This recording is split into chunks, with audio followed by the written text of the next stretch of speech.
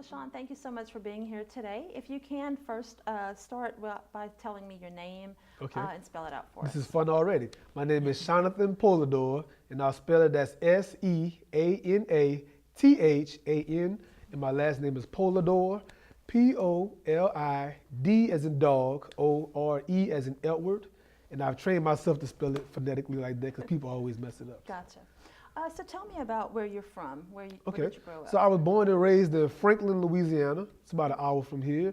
And Franklin is a pretty, I want to say it's a small city, but I definitely, looking back on it, I enjoyed it and I appreciate the upbringing I had there. And I would say the colorful childhood I have in that city. Okay, describe that to me. Okay, more. so first and foremost, my household, man.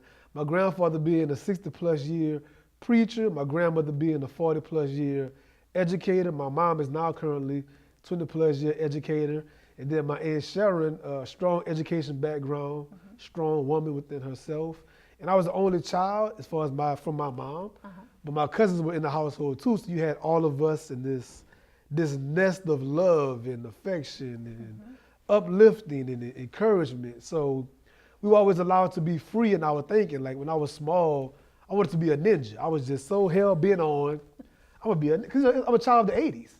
I know I look young, but I'm 36. Right. So in my childhood, you had the Kung Fu Theater, the Bruce Lee films, the Van Damme, and Steven Seagal, all this stuff. So I didn't want to play basketball or baseball or football like the average boy would do. I wanted to do martial arts.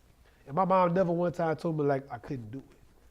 And then as I got older, when I did want to play basketball, once again, it was never like, well, you know what, you can't play basketball and you're probably going to be short and things like that. It was like, all right, putting you in these basketball camps and putting you in whatever it is you need to do to nurture what you want to do, I was able to do that. And of course, having a ton of books around me, my mom being a librarian even before I was even born. So I was pretty steeped in, I would say, education and community service. My grandparents always just giving.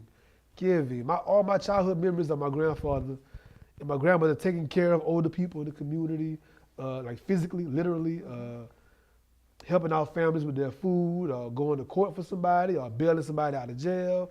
They couldn't pay for their child's bail. I mean, whatever it might be, even though we had a little, we were never well-to-do, but thinking back, I never knew that growing up. I never realized that in my childhood eyes.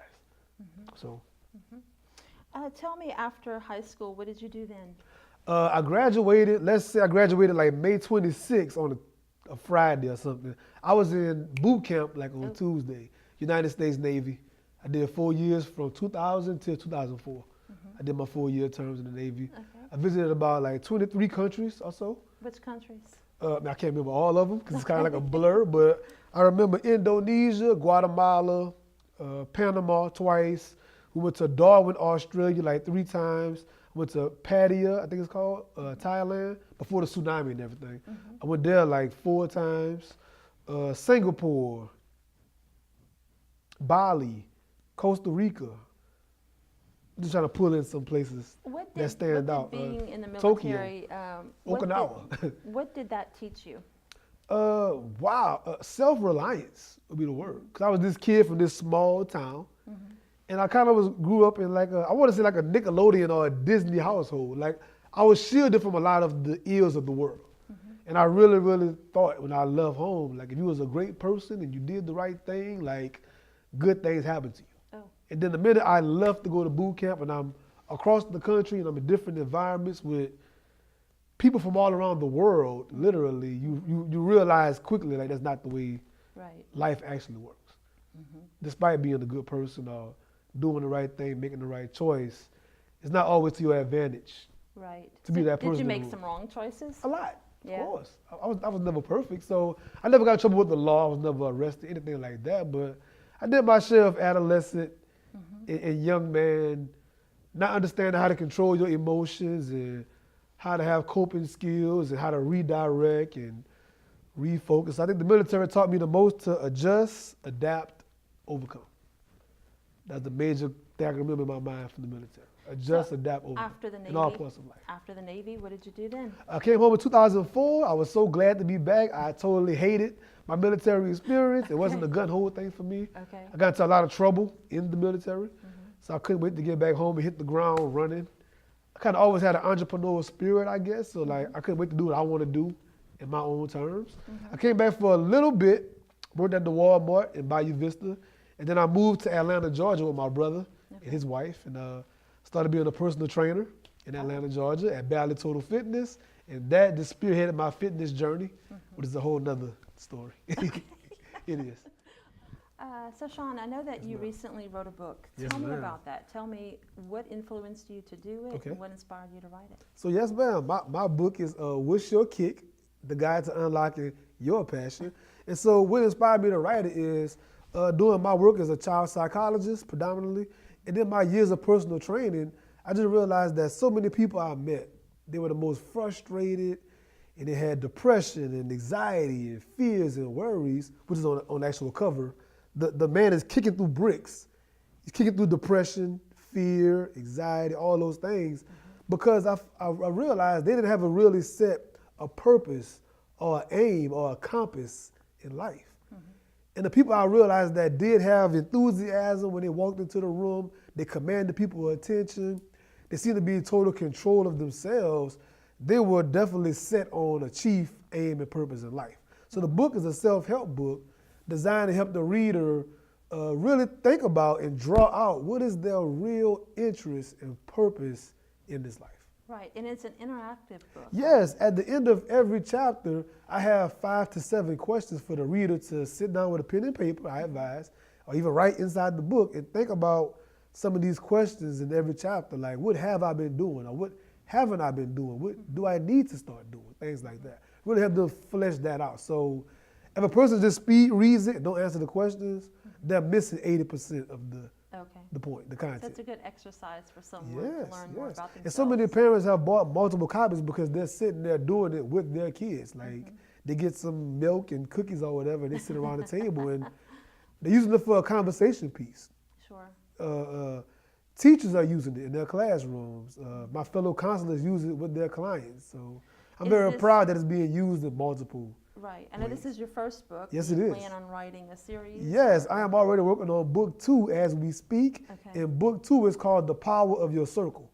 So in book 1, the whole book is about yourself. And certain parts of the book is bold, it's big, it's highlighted, capitalized, like you, yourself, things like that. In book 2, it's about the power of the people around you, how they influence you to help you either soar higher or your downfall. Gotcha.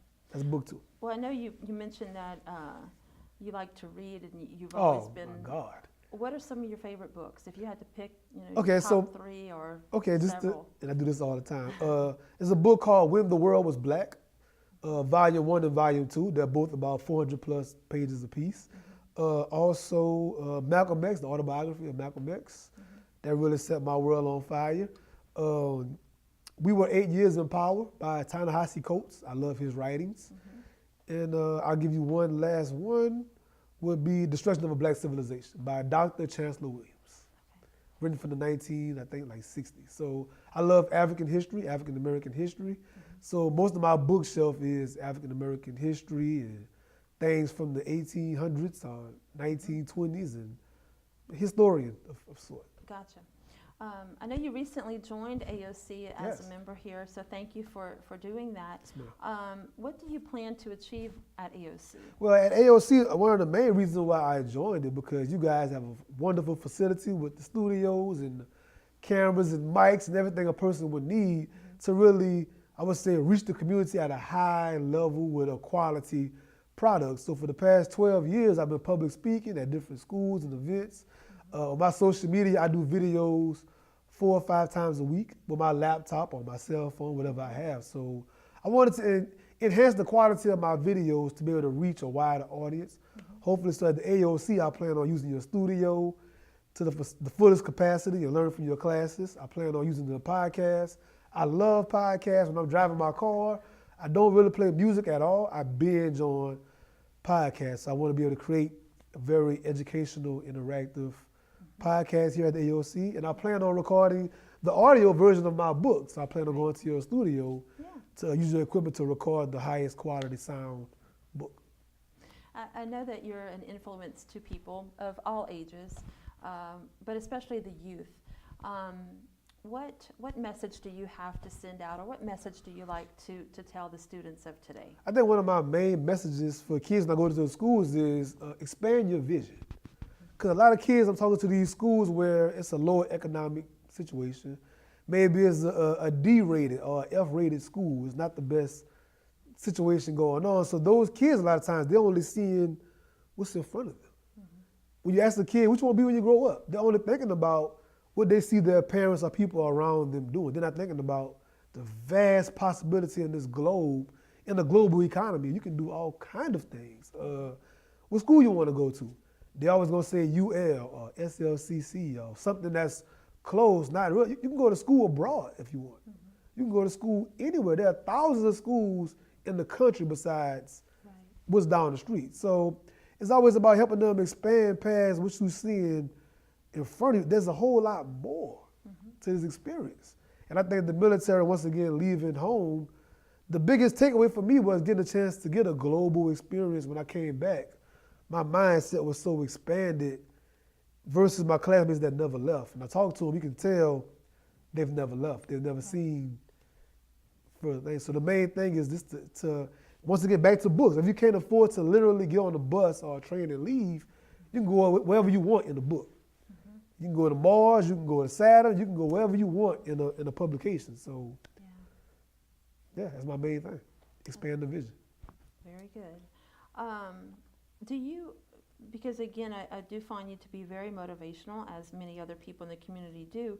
Are you involved with any charities or nonprofits or? Right now, I'm a part of an organization called the PEN, the Personal Empowerment Network, and we do all these public speaking events all around the Lafayette area and further than that. And for the past year, we do free public speaking at the library here in Lafayette. We did a whole 12-month tour, totally free. We did like a Toastmasters or a TED Talk kind of a format. We had 5 or 6 speakers in one night approaching the same topic but from different angles, and the big PowerPoint screen and all the bells and whistles of that, suits, ties, well-dressed, a lot of information, a lot of content. Just trying to, once again, educate and inform the community and helping them get past their challenges, helping them be able to change, help them define how you set goals properly and increase your discipline and expand your people of influence in your life. Well, speaking of people that influence life, if you could spend one day in someone else's shoes, who would it be and why? You said dead or alive, somebody else. Yes. So dead or alive, it'd be Malcolm X. I think my greatest hero of all time, besides my grandfather, is Malcolm X. I would love to have a day in his life to understand he was a man with a broad vision and high intellect, but the people you're trying to help aren't really where you are. Right. So even on my little small level, it could be incredibly frustrating trying to lead people to help better themselves, but they are the main resistance because they don't realize they need help. If he were here in 2018, what do you think he would think of the situation right now in the United States? Oh my goodness, just based on a lot of reading his old speeches and his old quotes, he would think nothing's changed. Like, you guys didn't take heed to what I left behind. Because a lot of my reading, when I'm reading something from 1963, and the TV's on the news at the same exact time, like whenever Ferguson happened, I was reading one of his speeches as they were having a riot in Ferguson. And I was like, wow, this is still that relevant. And I think I read history so much because it gives you kind of a GPS to what's going on right now. Like, I'm not surprised certain things on TV because it's a cycle. And until we break that cycle, the same thing gonna repeat. So I think that Malcolm would be highly disappointed. He'd be frustrated. He sacrificed his literal life, probably feel like for nothing, like it's in vain. That's my personal opinion. Yes, ma'am. Well, speaking of people from the past, dead or alive, if you could invite 4 or 5 different people to dinner, who would you invite? I want Barack Obama, Martin Luther King, bring Malcolm X back. Yeah. And my grandfather. my grandfather now. You mentioned your grandfather several times. What values do you think that he instilled in you? Do the right thing, no matter what. Be selfless. Sacrifice. Let God lead you. Be a man of your word. You know, he's the ultimate life champion. You know, don't really have much and things like that as far as material, but as far as the spiritual and his spirit, it's beyond rich. He far surpassed Steve Jobs and anybody as far as his spirit and his influence on people. I asked you before we started the interview about your tattoos, and I know you have, I think you said you have 13 total? Yes, ma'am.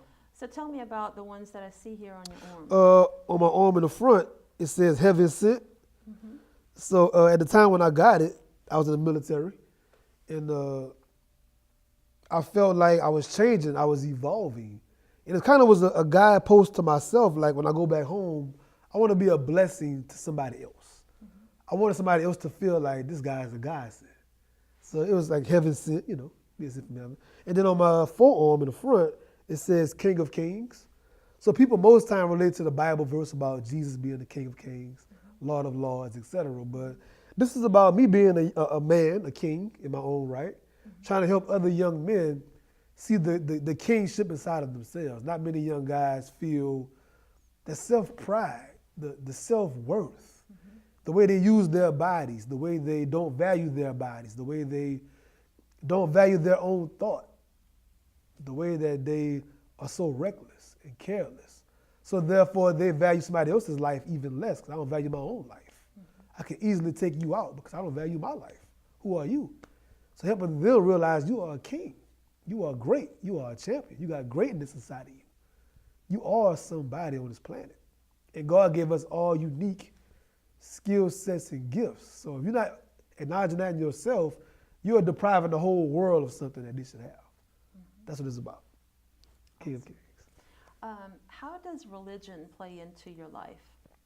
Like I said, once again, my grandparents being so heavily involved in church, and then growing up on my dad's side of the family, my dad is heavily religious as well. So my dad and my mom divorced when I was like 2 years old, but I was in a split household, right? So with that being said, I was in somebody's church like 7 days a week, it seemed. Because I went with my mom, my grandfather, twice on Sundays, morning and evening service. And then you got men's class on Tuesday and Wednesday class. And then my grandmother on Thursday, the ladies class. And then go to my dad on the weekend.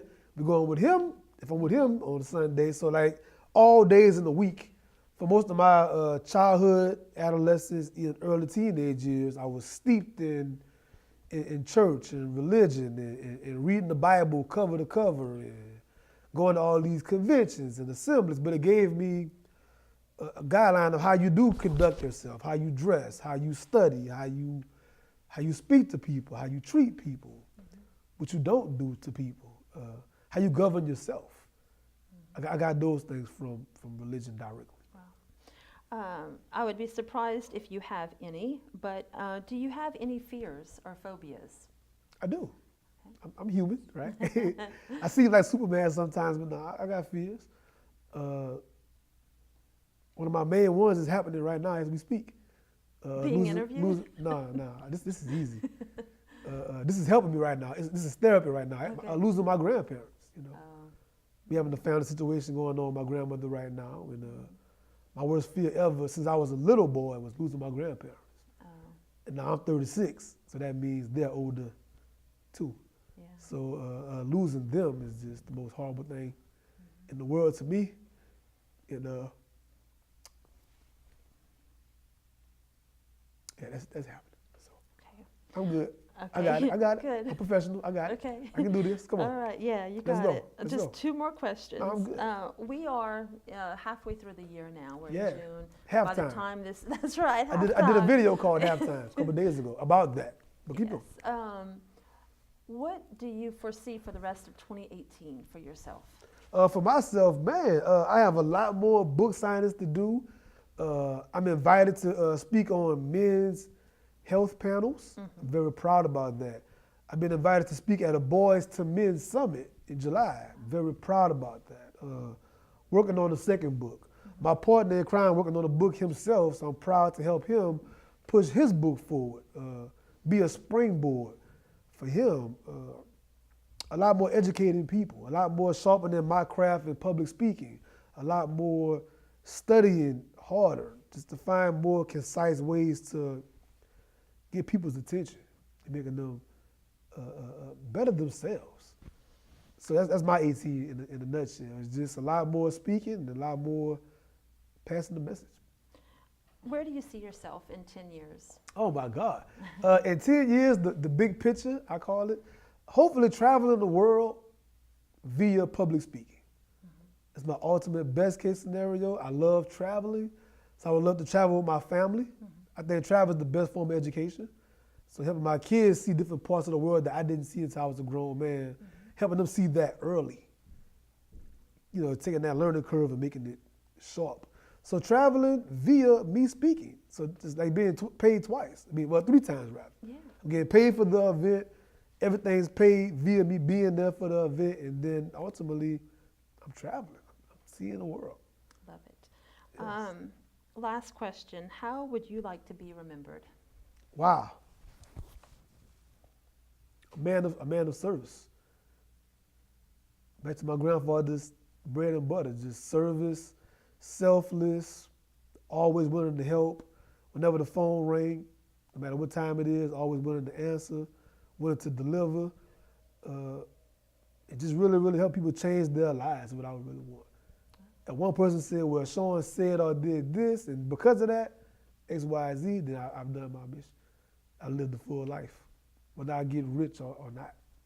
I'm not concerned about that part. All right, Sean. Well, that concludes our interview. Thank you very so much much for for this. being here. Yes, yes. All I right, enjoyed it. awesome. Yeah.